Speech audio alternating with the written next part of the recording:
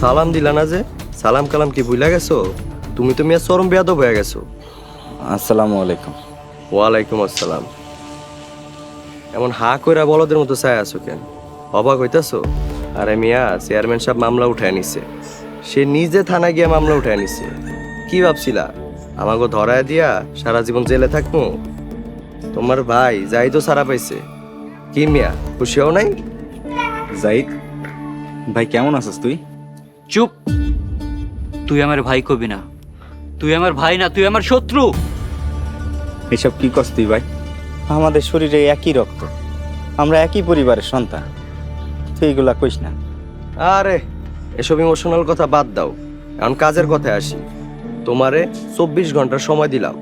এই 24 ঘন্টার মধ্যে এই গ্যারাম সাইরা তুমি চলে যাইবা। গ্রাম ছাড়মু মানে? আমার দোষ কি? তোমার অপরাধ কি জানো না? তুমি যে মিয়া চেয়ারম্যানের মাইয়ার লগে প্রেম প্রেম খেলা শুরু করছো, এটা তুমি জানো না? মিয়া, তুমি আমার কলিজায় হাত দিছো। এটা আমার গ্রাম। আমি এখানে ছোট থেকে বড় হয়েছি। এইখানে আমার বাড়ি, আমার ঠিকানা। কারো কথায় আমি এই গ্রাম ছাড়তে পারবো না। খুব সাহস দেখতেছি তোমার।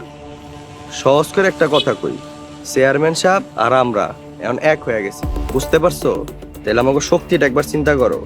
এবার কঠিন কথায় আসো। তুমি যদি এই গ্রাম ছেড়া যেতে না চাও, তাহলে তোমার আব্বা মানে ইমাম সাহেব হুজুর, তার নামে মসজিদের দানের টাকা 6-9 অভিযোগ উঠবো।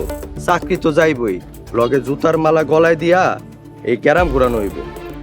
শোনো, সময় কিন্তু 24 ঘন্টা, কথাটা মনে রাখো।